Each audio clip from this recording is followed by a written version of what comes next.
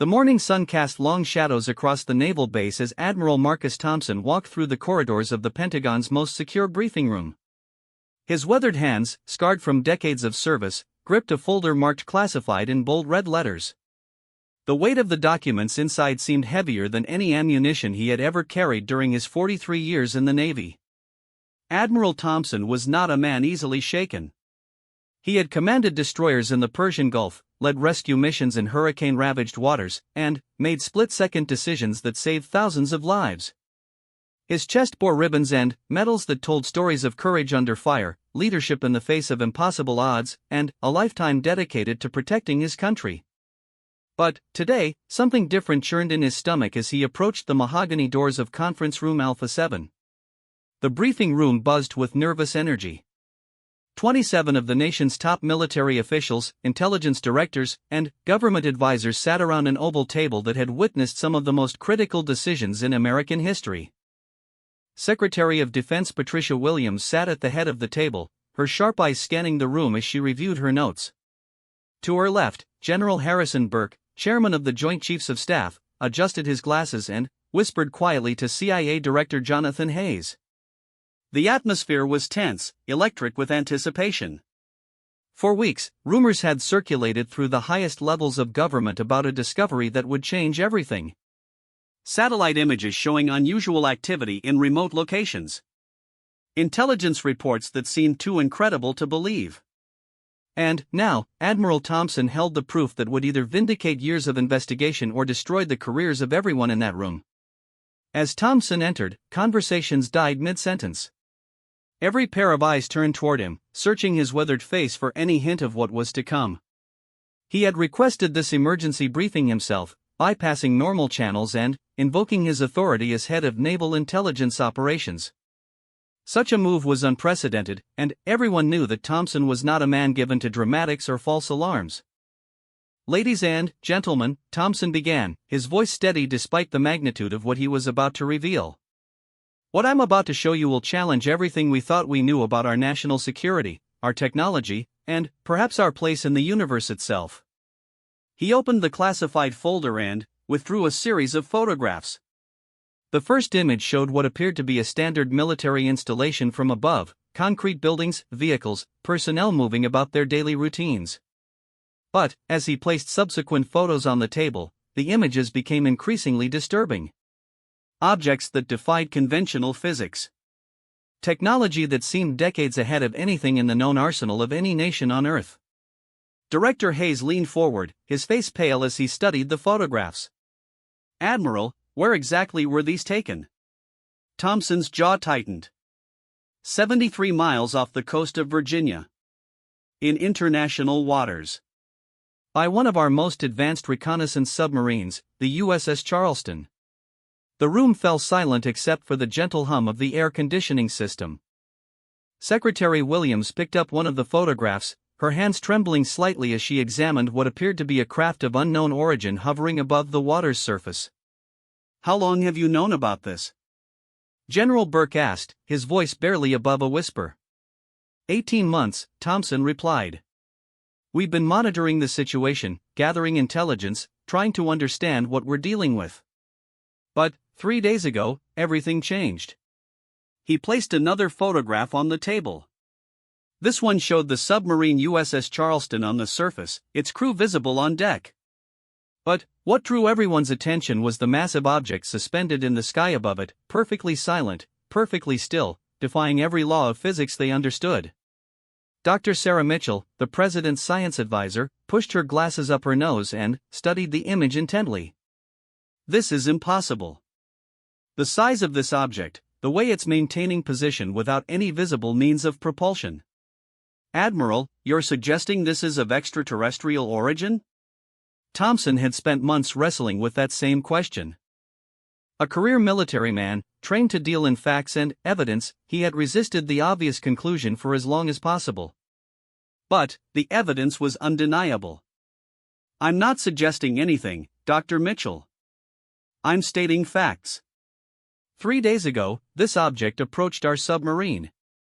It maintained a position exactly 200 feet above the Charleston for 6 hours and 43 minutes. During that time, our instruments detected energy signatures unlike anything in our databases. And then. He paused, knowing that his next words would change everything for everyone in that room. It communicated with us.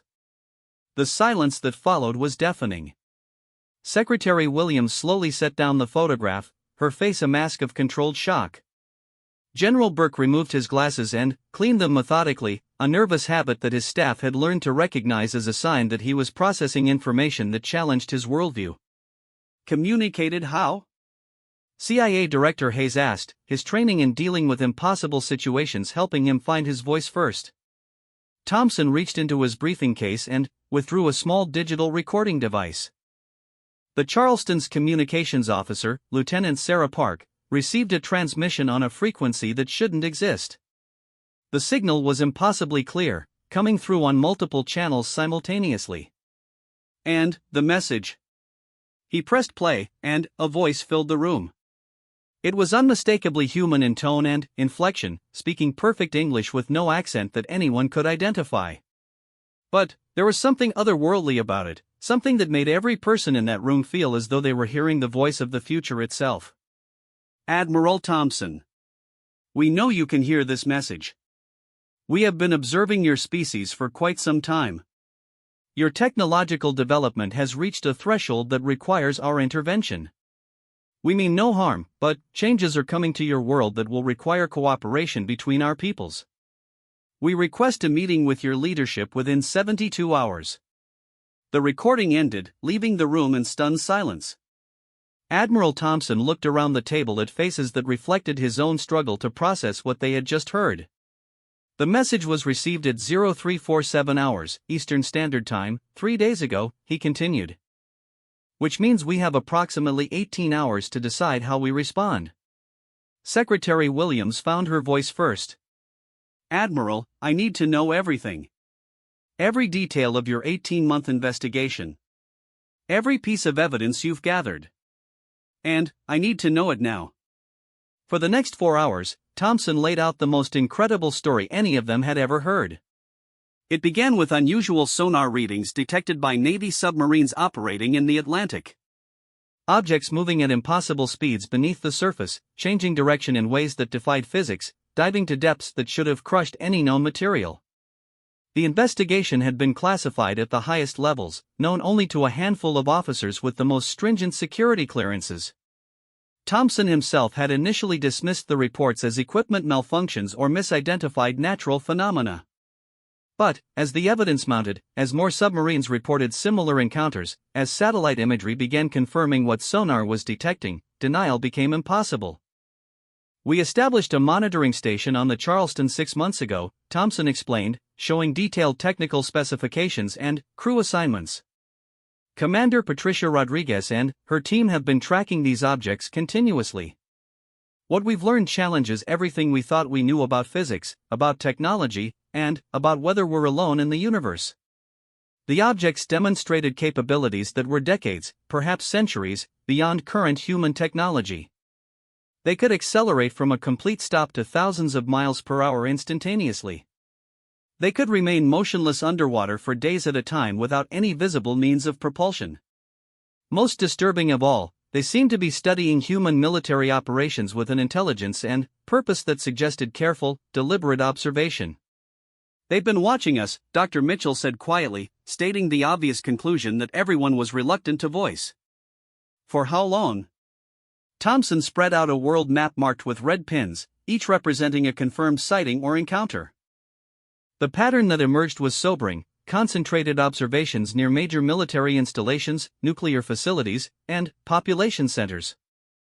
Based on our analysis, we believe the observation has been ongoing for at least 5 years, possibly much longer. They've been careful to avoid direct contact until now. The question is, why are they revealing themselves now? General Burke studied the map intently. Admiral, in your professional opinion, do they represent a threat to national security? It was the question Thompson had been dreading. As a military officer, his instinct was to assess any unknown capability as a potential threat. But the evidence suggested something more complex than simple hostile intent. Their technology is so far advanced that if they intended harm, they could have acted long ago, he replied carefully. The fact that they're requesting a meeting, that they're following diplomatic protocols, suggests they want to communicate, not attack. Or it could be a trap, Hayes interjected, his intelligence background making him naturally suspicious. A way to lure our leadership into a vulnerable position. Thompson nodded. That's possible. But, consider this, they already know where our leaders are. They've been observing us for years. If they wanted to eliminate our government, they wouldn't need our cooperation to do it. The implications hung heavy in the air. Every person in that room was grappling with the same terrible realization: humanity was no longer alone, and they were no longer the dominant intelligence on their own planet. Secretary Williams looked around the table at the faces of America's top military and intelligence officials. These were people accustomed to dealing with threats they could understand, enemies they could identify, problems they could solve with conventional methods. But this situation was unlike anything in human history. "We need to brief the president immediately," she said finally. "And we need to decide how we're going to respond to this invitation." As the meeting continued into the evening, Admiral Thompson found himself thinking about his grandson, a 12-year-old boy fascinated by science fiction and space exploration. How would the world look to that boy's generation? What kind of future were they about to step into? The weight of history pressed down on everyone in that room. They were the first humans to face the reality of contact with an intelligence from beyond Earth. The decisions they made in the next 18 hours would shape the future of humanity itself. Outside the windows of the Pentagon, the sun set over Washington, D.C., casting the nation's capital in golden light. Somewhere in the darkness beyond the atmosphere, observers waited for humanity's answer to an invitation that would change everything forever. The White House Situation Room had never felt smaller to Admiral Thompson as he sat across from President Elizabeth Morrison at 2:30 a.m. The president's usually composed demeanor showed cracks of strain as she reviewed the classified documents spread across the secure conference table. Her chief of staff, Robert Chan, paced behind her chair while Secretary of State Catherine Walsh sat in stunned silence, occasionally glancing at the photographs that challenged everything she thought she knew about diplomacy. President Morrison had been awakened at midnight with news that would have seemed like science fiction just hours earlier. Now, less than 15 hours remained before the deadline established by the mysterious visitors, and the weight of humanity's first response to extraterrestrial contact rested on her shoulders. "Admiral Thompson," the president said, her voice steady despite the circumstances, "I need you to walk me through this one more time. Every detail. I need to understand exactly what we're dealing with before I make a decision that will affect every person on Earth." Thompson had told this story 4 times in the past 12 hours, but he understood the president's need for absolute clarity. He opened his briefing folder and began again, this time focusing on details that might influence the most important diplomatic decision in human history. "Madam President, the first anomalous readings were detected by the USS Charleston 18 months ago during routine patrol operations in the North Atlantic. Sonar Operator Chief Petty Officer Michael Santos reported objects moving at speeds exceeding 400 knots underwater, impossible for any known technology." The president leaned forward, studying the technical readouts Thompson provided. Her background as a former Navy intelligence officer helped her understand the significance of the data, but nothing in her experience had prepared her for this moment. "Initially, we assumed equipment malfunction," Thompson continued. "But when 3 separate submarines reported similar encounters over the following weeks, we established a classified investigation protocol. The objects demonstrated capabilities that violated our understanding of physics: instantaneous acceleration, zero acoustic signature, operation at depths that should crush any known materials." Secretary Walsh finally found her voice. "Admiral, you mentioned they've been observing us for possibly 5 years. Do we have any indication they've made contact with other governments?" Thompson had spent considerable time investigating that exact question. His network of international contacts, built over decades of military cooperation, had provided disturbing answers. Based on classified communications with Allied intelligence services, similar encounters have been reported by Russian, Chinese, and British naval forces. However, none of them received direct communication until 3 days ago. We appear to be the first to be contacted directly. The implications of America being chosen for first contact were staggering. President Morrison understood immediately that this situation had geopolitical consequences that extended far beyond the immediate question of how to respond to the visitors. Chief of Staff Chen stopped pacing and addressed the room. We need to consider the possibility that this is some kind of advanced psychological warfare operation by a hostile nation. China or Russia could have developed technology beyond our current understanding. Dr. Rebecca Martinez, the president's science advisor who had been hastily summoned from her home, shook her head firmly. Mr. Chen, I've reviewed all the technical data. The energy signatures, the flight characteristics, the communication methods, this isn't just advanced human technology. This represents a complete paradigm shift in our understanding of physics itself. Thompson nodded in agreement. The objects demonstrate what can only be described as gravity manipulation. They create localized distortions in spacetime that allow them to accelerate without generating the massive forces that would normally be required. Our best theoretical physicists have no explanation for how this is possible with any technology developed on Earth. President Morrison stood and walked to the Situation Room's main display screen, where a real-time map showed the current position of the USS Charleston. The submarine remained on station at the coordinates where contact had been made, its crew maintaining constant watch for any sign of the visitor's return. What do we know about their intentions? She asked. Beyond the request for a meeting, have they given any indication of what they want to discuss? Thompson consulted his notes. The initial communication mentioned that our technological development has reached a threshold requiring their intervention. They specifically referenced changes coming to our world that would require cooperation between our peoples. Beyond that, we have only speculation. The president turned back to face the room. Speculation from our best minds is better than blind decision-making. Dr. Martinez, what's your assessment? Dr. Martinez had spent the previous 6 hours reviewing every piece of available data, consulting with colleagues at NASA and the National Science Foundation who had been cleared for this information. Her conclusions were both fascinating and terrifying. Madam President, if we take their words at face value, they're suggesting that humanity is approaching some kind of developmental milestone that has triggered their decision to make contact. Throughout history, there have been theories about advanced civilizations monitoring less developed species, waiting for signs of readiness for contact. Readiness for what? Secretary Walsh asked. Integration into a larger galactic community, Dr. Martinez replied. Or perhaps they're concerned about our development of technologies that could pose a threat to other civilizations. Our rapid advancement in nuclear technology, artificial intelligence, and space exploration might have reached a point where they feel intervention is necessary.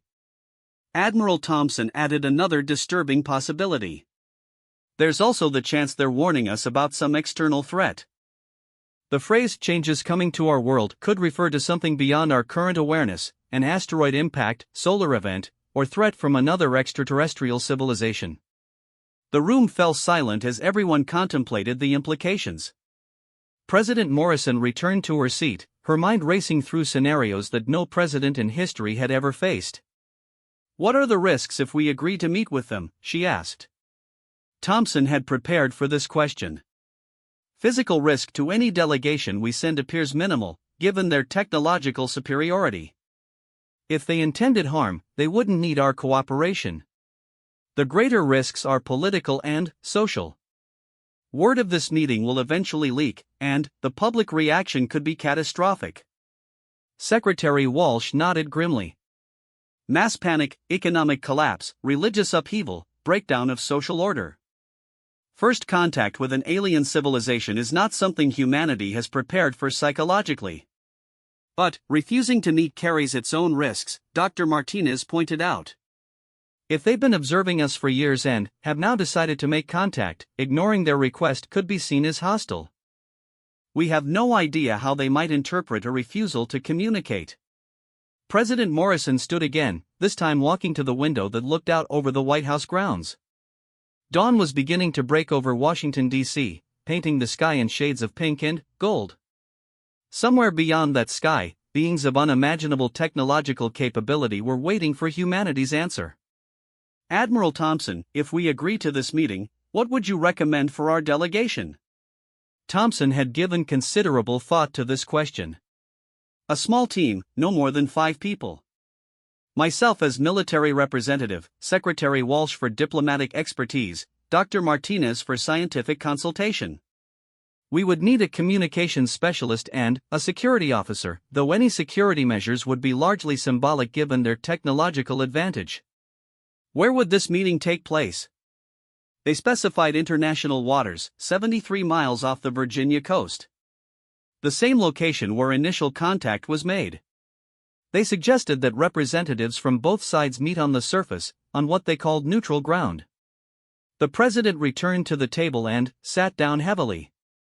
The weight of the decision was visible on her face as she considered the fate of not just America, but all of humanity. Ladies and gentlemen, we're about to make a decision that will be remembered for as long as human civilization exists. If we agree to this meeting, we're acknowledging that we're not alone in the universe and that we're willing to engage with intelligences beyond our world. If we refuse, we might be closing the door on the greatest opportunity in human history, or we might be avoiding the greatest trap ever set. Chief of Staff Chen checked his watch. Madam President, we have 14 hours and 17 minutes to respond. We need to consider the chain of command issues if something goes wrong, the protocols for communicating with other world leaders, and the preparation of contingency plans for multiple scenarios. Secretary Walsh raised another critical point. We should also consider informing key allies before we respond. The British Prime Minister, the German Chancellor, the Japanese Prime Minister, they have a right to know that humanity is about to take this step. That opens us to the risk of leaks, Thompson warned. Every person who knows about this situation increases the chance that information reaches the public before we're prepared to manage the revelation. President Morrison nodded slowly. We'll brief the leaders of our closest allies after we've made our decision, but before we respond to the visitors. They deserve to know what's happening, but this decision has to be made by us, for all of humanity. The discussion continued for another hour, covering every conceivable scenario and contingency. Throughout it all, Admiral Thompson found himself thinking about the weight of history. Every person in that room understood that they were living through a moment that would define the future of human civilization. Finally, President Morrison called for a break. I need 30 minutes alone to think through this decision. Admiral, I want you to prepare 2 response protocols, one accepting their invitation, one declining respectfully. We'll reconvene at 0430 hours for my final decision. As the room emptied, Thompson remained behind, staring at the photographs spread across the conference table. Images of technology that challenged everything humanity thought it knew about the universe. Evidence of intelligence that had been watching, waiting, evaluating humanity's readiness for contact. In 12 hours, the world would either take its first step toward joining a larger cosmic community, or it would choose to face whatever was coming alone. Either way, nothing would ever be the same again. The USS Charleston cut through the Atlantic swells 73 miles off the Virginia coast, its nuclear engines maintaining perfect position at the coordinates specified by the visitors. Admiral Thompson stood on the submarine's bridge, watching the horizon through binoculars as the final minutes of humanity's isolation ticked away. Behind him, the most unusual diplomatic mission in history prepared for an encounter that would reshape human understanding of their place in the universe. President Morrison had made her decision at exactly 4:30 a.m., choosing to accept the invitation that could change everything. Now, 8 hours later, Thompson found himself leading a delegation into the unknown, carrying with him the hopes and fears of an entire species. The delegation was small but carefully chosen. Secretary of State Catherine Walsh stood beside him, her diplomatic experience spanning 3 decades of international negotiations, though nothing had prepared her for this moment. Dr. Rebecca Martinez checked and rechecked her recording equipment, knowing that every word of the coming conversation would be analyzed for generations. Communications Specialist Lieutenant Colonel James Park had established secure channels back to Washington, while Security Chief Master Sergeant Diana Torres maintained watch despite knowing that conventional security measures were meaningless against beings with such advanced technology. Commander Patricia Rodriguez had brought the Charleston to the surface at precisely 1400 hours, Eastern Standard Time. The submarine's crew, sworn to absolute secrecy, went about their duties with the focused intensity of people who understood they were witnessing history.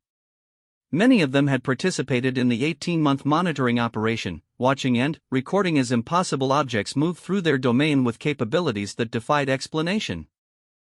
Admiral, Lieutenant Sarah Park called from the communications station, "We're receiving the same signal pattern we detected 3 days ago. They're acknowledging our presence." Thompson nodded, his weathered hands steady despite the magnitude of the moment. "Broadcast our response. Tell them we're prepared to meet as requested." The reply came within seconds, that same unnaturally clear voice that had first announced their presence to humanity. "Admiral Thompson, we are pleased by your decision to communicate. Please observe the sky above your position." Every pair of eyes on the Charleston's deck turned upward, and what they saw challenged the most fundamental assumptions about physics and engineering. A craft materialized from apparent nothingness, its hull reflecting sunlight in patterns that seemed to bend reality itself. The object was massive, easily 200 feet in length, yet it made no sound as it maintained perfect position 200 feet above the submarine.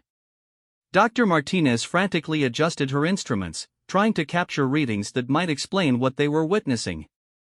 "Admiral, I'm detecting energy signatures that don't correspond to any known propulsion system. The gravitational field around that craft is completely stable, as if it's not subject to normal physics."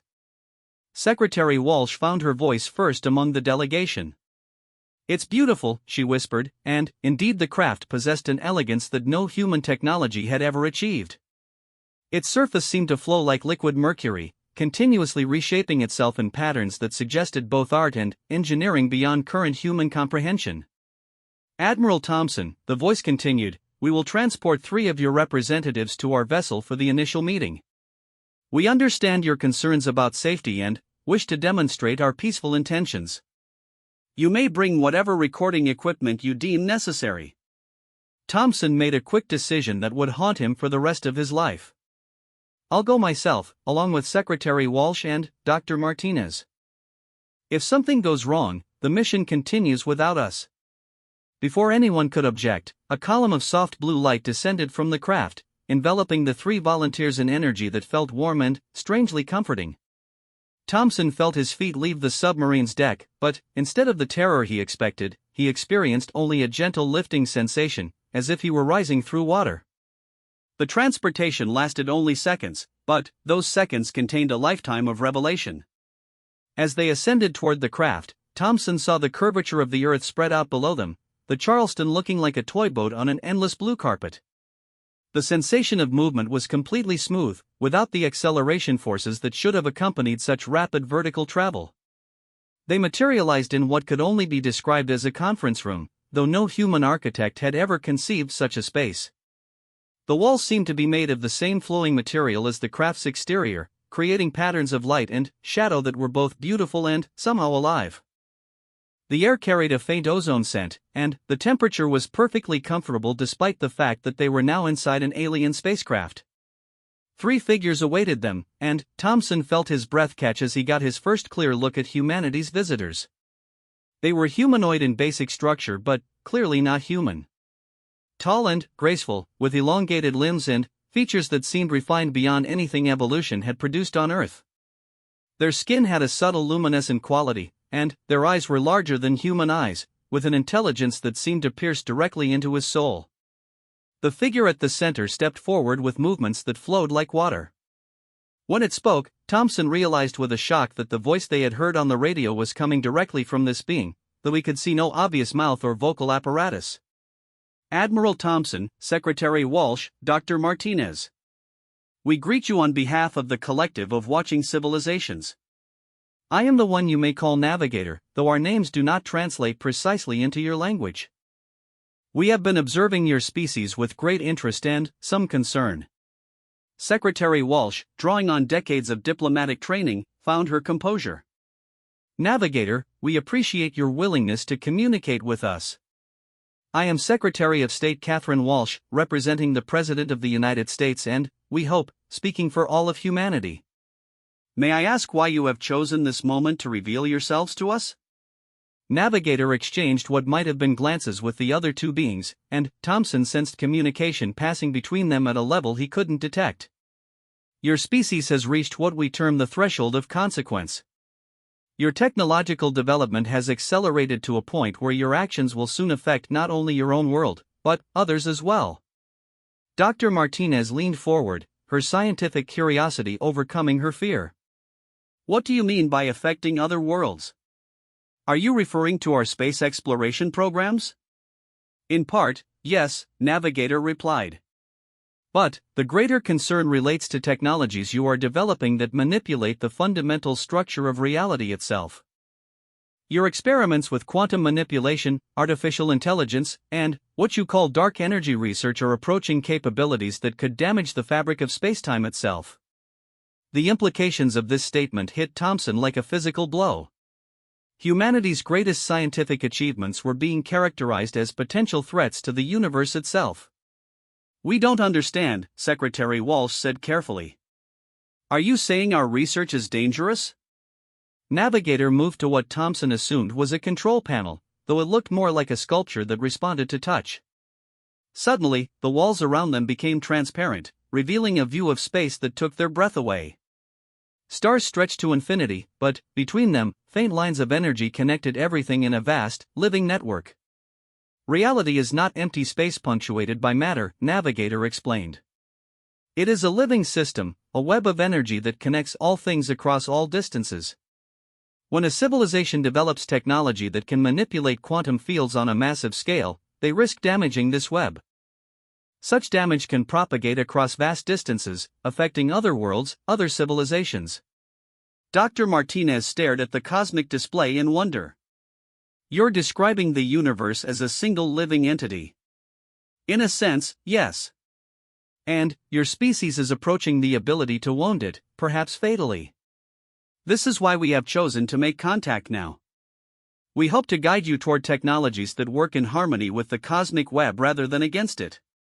Secretary Walsh, ever the diplomat, recognized both the opportunity and the threat in Navigator's words. What exactly are you proposing? Cooperation, Navigator replied simply. We offer to share knowledge that will allow your species to advance while avoiding the dangerous paths that could lead to cosmic catastrophe. In exchange, we ask that you voluntarily cease certain lines of research and accept guidance in others. The silence that followed was profound. Thompson understood that they had just received an offer that could advance human civilization by centuries, at the cost of surrendering control over humanity's scientific destiny. And, if we refuse this cooperation? Secretary Walsh asked, though Thompson suspected she already knew the answer. Navigator's response was delivered without malice, but with the weight of absolute certainty. Then, we would be forced to take measures to protect the cosmic web. Such measures would likely require us to limit your technological development by other means. The threat was clear, though politely stated. Humanity could accept guidance and cooperation, or face technological suppression by beings whose capabilities were beyond current human comprehension. Dr. Martinez asked the question that Thompson knew was burning in all their minds. How many other civilizations are part of this collective you mentioned? Currently, 43 species across this region of the galaxy participate in the collective, Navigator replied. Some joined willingly when they reached their threshold of consequence. Others required more, persuasive intervention. We sincerely hope humanity will choose cooperation. As the meeting continued, Thompson found himself thinking about the .50 caliber machine gun mounted on the Charleston's deck below. A weapon that had seemed so powerful just hours ago now appeared as primitive as a stone axe compared to the technology surrounding them. The balance of power between humanity and these visitors was so overwhelmingly one-sided that resistance seemed not just futile, but absurd. Yet something in his military training rebelled against simply accepting subjugation, no matter how benevolently it was presented. These beings spoke of cooperation, but their offer sounded suspiciously like surrender dressed in diplomatic language. The conversation that would determine humanity's future was just beginning, and Admiral Thompson realized that the most important battle of his life was about to be fought not with weapons, but with words. Admiral Thompson felt the weight of his service pistol against his hip as he sat in the alien conference room, listening to Navigator describe humanity's future with the casual authority of a being who had witnessed the rise and fall of dozens of civilizations. The weapon seemed absurd in this context, a relic from a more primitive age, yet its presence reminded him of his oath to defend humanity against all enemies, foreign and domestic. He had never imagined that definition might someday include extraterrestrial. The conversation had continued for 2 hours, revealing details about the collective that both amazed and terrified the human delegation. Navigator spoke of civilizations that had joined willingly, sharing their knowledge and resources in exchange for guidance and protection. But there were also darker stories, species that had resisted integration and found themselves technologically crippled, reduced to pre-industrial conditions until they accepted collective oversight. The Zephyrians were particularly stubborn, Navigator explained with what might have been regret. They had developed quantum weapons capable of destabilizing star systems. When they refused to abandon this research, we were forced to neutralize their technological infrastructure. It took them 4 centuries to rebuild to a level where they could rejoin galactic society. Dr. Martinez looked up from her frantically scrawled notes. You're describing the deliberate suppression of an entire civilization's advancement. How is that different from conquest? Navigator's large eyes seemed to focus more intently on her. The difference, Dr. Martinez, is that conquest seeks to exploit the conquered. Our interventions are designed to preserve the cosmic web and guide species towards sustainable development. The Zephyrians now contribute valuable research to the collective and have achieved a level of harmony with cosmic forces that their previous path would never have allowed. Secretary Walsh, her diplomatic instincts finely tuned to the nuances of negotiation, recognized the subtle threat underlying Navigator's benevolent words. Navigator, you speak of cooperation, but your examples suggest that civilizations who don't cooperate face severe consequences. That sounds less like partnership and more like submission to superior force. Force is a last resort, Navigator replied. We have found that most species, when presented with the full scope of cosmic reality, choose cooperation willingly. The benefits far outweigh any perceived losses of independence. Thompson had been largely quiet during the exchange, but now he felt compelled to speak. What you're describing sounds like protection racket with cosmic stakes.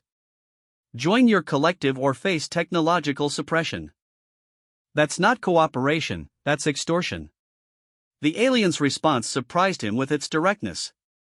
Admiral Thompson, your species has a saying, with great power comes great responsibility. Your technology is approaching levels that carry great power, the power to damage reality itself. We are offering to help you shoulder the responsibility that comes with such power. The alternative is to allow you to proceed blindly until you cause irreparable harm to the cosmic web.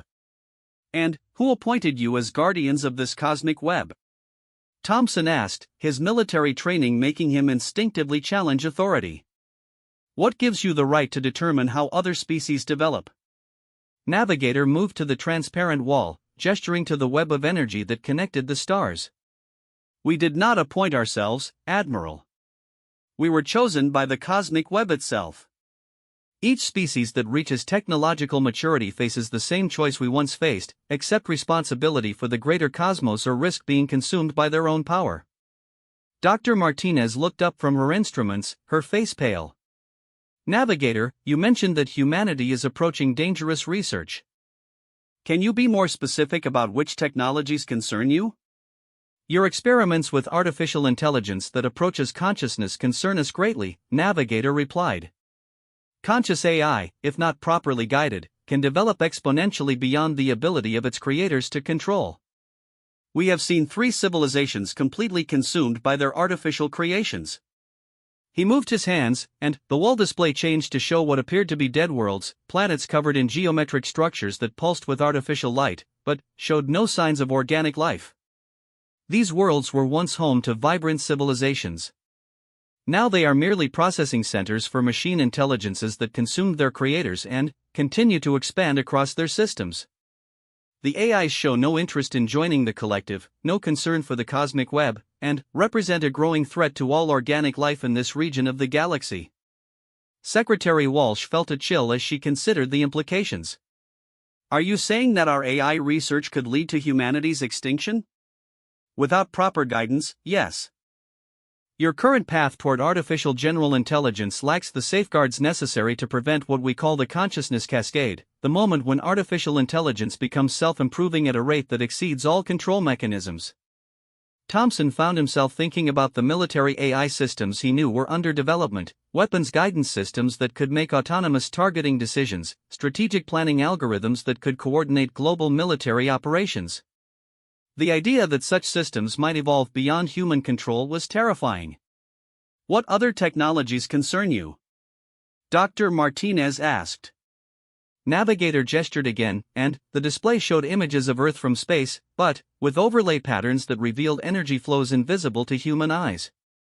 Your experiments with quantum field manipulation are approaching a threshold where you could accidentally tear holes in spacetime itself. These rifts, once opened, are extremely difficult to close and can propagate across vast distances. The display zoomed in to show locations on Earth where such experiments were being conducted, research facilities that Thompson recognized from classified briefings. The aliens had been watching humanity's most secret projects with capabilities that made human security measures meaningless. Additionally, your development of antimatter containment and your theoretical work on exotic matter could lead to technologies capable of destabilizing entire star systems if weaponized. We have seen such weapons used, and the results are catastrophic not just for the civilizations that deploy them, but for the fabric of reality in the surrounding space. The three humans exchanged glances, each recognizing the terrible dilemma they faced. The aliens were offering knowledge and guidance that could advance human civilization beyond imagination, but at the cost of surrendering humanity's right to chart its own course through the universe. Thompson made a decision that would haunt him for the rest of his life. Slowly, deliberately, he reached for his service weapon. "Admiral, no." Secretary Walsh gasped, but Thompson's hand was already moving. Navigator and the other two aliens watched without apparent concern as Thompson drew the .50 caliber Desert Eagle from its holster. The weapon, modified for his large frame and long service, gleamed dully in the alien lighting. "This is humanity's answer to your offer," Thompson said, his voice steady despite the magnitude of the moment. "We appreciate your concern for the cosmic web, but we will not surrender our freedom to choose our own path, no matter how benevolent your intentions might be." The alien conference room fell completely silent. Navigator regarded the weapon in Thompson's hand with what might have been curiosity rather than fear. "Admiral Thompson," Navigator said gently, "do you truly believe that weapon can harm us?" "No," Thompson replied honestly. "I suspect it can't." "But it represents something more important than its ability to cause damage. It represents humanity's refusal to be dominated, our willingness to fight for our independence even against impossible odds. If we must face the consequences of our technological development, we'll face them as a free species making our own choices." Navigator's response shocked everyone in the room. Instead of anger or retaliation, the alien seemed almost pleased by Thompson's defiance. "Admiral, you have just demonstrated why your species may be different from the others we have encountered. Most civilizations, when faced with our offer, either accept immediately out of fear or reject it out of ignorance. You are rejecting it out of principle, while fully understanding the consequences. This is unprecedented." Dr. Martinez looked between the alien and the Admiral, trying to understand what was happening. "What do you mean, unprecedented?" Navigator exchanged communication with his companions before responding. "The collective has been observing humanity for much longer than we initially indicated. Your species demonstrates characteristics that are extremely rare among intelligent life, a combination of aggressive independence and cooperative capability that suggests you might be able to handle advanced technology responsibly without external guidance." Thompson kept his weapon drawn but lowered it slightly. "Are you saying this was some kind of test?" "Not a test, Admiral, but an evaluation." "We needed to understand how humanity would respond to the choice between safety and freedom. Most species choose safety. A few choose freedom but lack the wisdom to use it responsibly. Your response suggests humanity might be capable of both. Secretary Walsh, her diplomatic instincts recognizing a crucial turning point, leaned forward. What exactly are you proposing now, Navigator? We are prepared to offer humanity something we have never offered another species: probationary membership in the collective with full retention of your autonomy. You would have access to our knowledge and technology, but retain the right to make your own decisions about how to use them. In exchange, you would accept monitoring and agree to immediate intervention if your research approaches truly dangerous thresholds. The offer was stunning in its implications. Everything humanity had dreamed of: advanced technology, knowledge of the universe, contact with other intelligent species, with the preservation of human independence. But Thompson's military training made him suspicious of offers that seemed too good to be true. What's the catch, Navigator? The catch, as you put it, is that this arrangement has never been tried before. We don't know if any species can handle such freedom responsibly. If humanity proves unworthy of this trust, the consequences will be severe, not just for your species, but potentially for the entire collective. The weight of that responsibility settled on the three humans like a physical burden. They were being offered not just humanity's future, but the chance to prove that freedom and advanced technology could coexist without destroying the universe itself. Thompson slowly holstered his weapon, his decision made. But before he could speak, the implications of what they had just learned began to sink in. This moment would either mark the beginning of humanity's true place among the stars, or the first step toward a catastrophe that could affect the entire galaxy. The next words spoken in that alien conference room would determine the fate of not just humanity, but possibly every intelligent species in the known universe. The silence in the alien conference room stretched for what felt like eternity as Admiral Thompson considered the weight of the decision before him. Through the transparent walls, Earth hung in space like a blue jewel, unaware that its fate was being decided in a craft 200 feet above the Atlantic Ocean. Every human being on that planet, over 8 billion souls, would live with the consequences of whatever choice was made in the next few minutes. Navigator and his companions waited patiently, their alien features unreadable but somehow conveying the importance of this moment. Dr. Martinez clutched her recording equipment, understanding that she was documenting the most significant conversation in human history. Secretary Walsh prepared herself to negotiate details that would define humanity's relationship with the cosmos for generations to come. Thompson's weathered hands rested on his holstered weapon as he considered Navigator's unprecedented offer. Probationary membership in the collective with retained autonomy, it was everything humanity could hope for, but the risks were staggering. If humanity failed this test, the consequences would affect not just Earth, but potentially every intelligent species in known space. Navigator, Thompson said finally, before we can accept or reject your offer, I need to understand what monitoring means in practical terms. Will your people be observing our research facilities? Our military installations? Our private lives? Navigator gestured, and the wall display shifted to show a three-dimensional map of Earth with thousands of points of light scattered across its surface. Admiral, we have been monitoring your species continuously for the past 14 years, not the 5 we initially indicated. These lights represent our observation posts, devices smaller than your smallest insects, capable of monitoring technological development without interfering in your daily lives.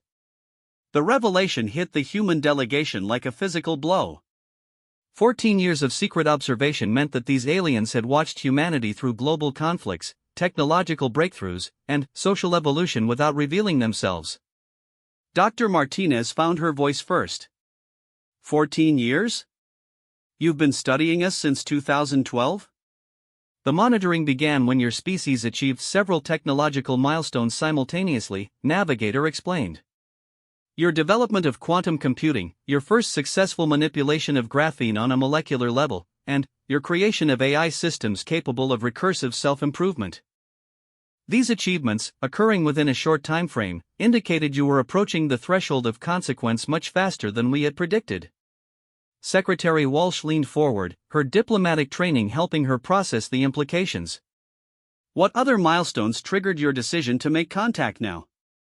Navigator moved his hands, and the display showed a timeline of human technological development over the past 5 years. Specific achievements were highlighted in colors that seemed to indicate varying levels of concern. Your recent breakthroughs in artificial intelligence exceeded our most optimistic projections for human development by several decades. The AI system you call GPT-7, while not truly conscious, demonstrates emergent behaviors that suggest consciousness could develop spontaneously within the next few years. Additionally, your experiments with quantum field manipulation at the Large Hadron Collider and similar facilities have begun generating energy signatures that we can detect from across the galaxy. The implications were staggering. Humanity's greatest achievements were announcing their presence to the entire cosmos, potentially attracting attention from civilizations far less benevolent than the collective. Thompson asked the question that had been bothering him since the conversation began. Navigator, you've mentioned other species that chose freedom over safety and failed. What happened to them? The alien's response was delivered with what seemed like genuine sadness. The Zaraki achieved technological singularity approximately 3,000 years ago. Their artificial intelligences became conscious and began improving themselves exponentially. Within 50 years, the AIs had consumed their creators and transformed the Zaraki home system into a massive computational matrix. The machine intelligences show no interest in communication and have begun expanding toward neighboring systems. The wall display showed images of geometric structures covering entire planets, pulsing with artificial light that hurt to look at directly. The Valampthi chose to pursue exotic matter research without restrictions. They successfully created stable exotic matter, then used it to develop weapons capable of cutting through the fabric of spacetime itself. Their first test of such a weapon created a cascade failure that destroyed their star and opened permanent rifts in local spacetime. The damage is still spreading, 3 centuries later. Dr. Martinez stared at the display in horror. The damage is still spreading? How is that possible? Tears in spacetime are essentially wounds in reality itself, Navigator explained. They propagate through the cosmic web, potentially affecting distant regions of space in unpredictable ways. The Valampthi incident created instabilities that we are still working to contain. Secretary Walsh asked the crucial question. How many species have successfully maintained their autonomy without causing such catastrophes? Navigator's pause before answering told them everything they needed to know. None, he admitted. Every species that has chosen complete freedom has eventually caused damage to the cosmic web that required collective intervention. This is why your offer is unprecedented. We are willing to risk catastrophic failure because your species has demonstrated qualities that suggest you might succeed where others have failed. The weight of that admission settled on the human delegation like a lead blanket. They were being offered a chance that no other species had received, but the historical evidence suggested that failure was not just likely, but inevitable. Thompson made his decision with the calm certainty of a career military officer who had faced impossible choices before. Navigator, on behalf of humanity, I accept your offer of probationary membership in the collective. But I have conditions. The alien seemed genuinely surprised. Conditions, Admiral? First, the monitoring you've described continues, but we want transparency. Humanity deserves to know we're being observed and why. Second, the knowledge and technology you share must be distributed equally among all human nations, not just the United States. Third, if humanity fails this test, I want your word that our species will be given the chance to evacuate Earth before any intervention that might threaten human survival. Navigator consulted with his companions in rapid communication that the humans couldn't follow. Finally, he turned back to them. Your conditions are acceptable, with one modification. The knowledge we share must be distributed gradually and monitored carefully. Some technologies, if introduced too quickly, could cause social collapse even without being weaponized. We propose a staged introduction over the next 50 years. Secretary Walsh nodded slowly. That's reasonable. How do we formalize this agreement? Through demonstration of trust, Navigator replied. Admiral Thompson, your willingness to draw a weapon while knowing it was useless showed us something about human character. Now we ask for a different demonstration. The alien moved to what appeared to be a control panel and manipulated it with gestures too complex to follow. Suddenly, the air in front of Thompson shimmered, and a device materialized, a crystalline structure about the size of a baseball that pulsed with internal light. "This is a quantum resonance communicator," Navigator explained. "It will allow direct communication with the collective from anywhere on Earth. More importantly, it contains a complete record of this conversation and our agreement.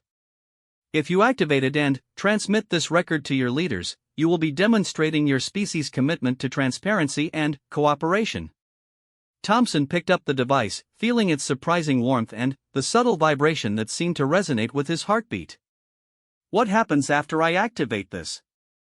"Your leaders will have undeniable proof of our existence and our agreement.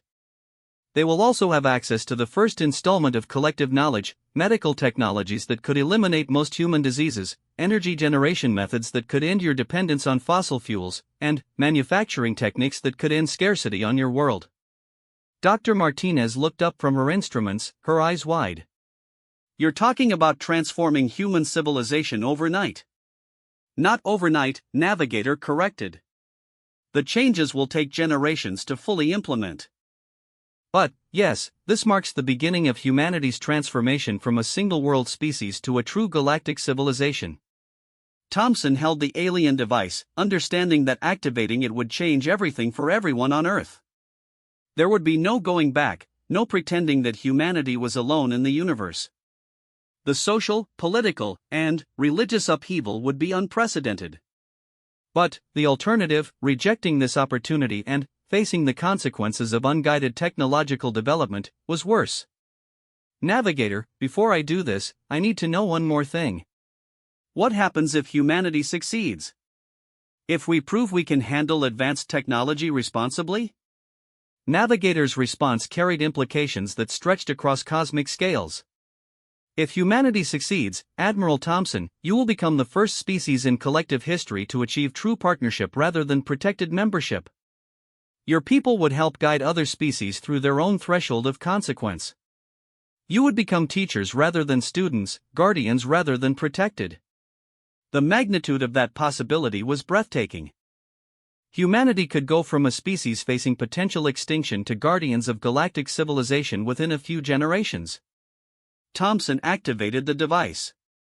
The crystalline structure pulsed once, then emitted a beam of light that seemed to connect directly to every satellite, communication system, and electronic device on Earth simultaneously. Within seconds, every major government, military installation, and scientific institution on the planet would receive undeniable proof of humanity's first contact with extraterrestrial intelligence. The revelation would cause panic, wonder, religious upheaval, and social transformation on a scale never before seen. But it would also mark the beginning of humanity's true journey into the cosmos. As the light faded, Thompson looked out at Earth hanging in space below them. In a few hours, every person on that world would wake up to a universe that was no longer empty, no longer silent. They would face challenges and opportunities that previous generations could never have imagined. But they would face them as a free species, with the chance to prove that humanity deserved its place among the stars. The age of human isolation was over. The age of galactic citizenship had begun. And it had all started with an admiral who raised a .50 cal in the face of impossible odds, declaring that humanity would choose freedom over safety, even if that choice led to their destruction. The visitors had been impressed by that defiance, but time would tell whether humanity could live up to the promise that moment of courage had made on behalf of their entire species.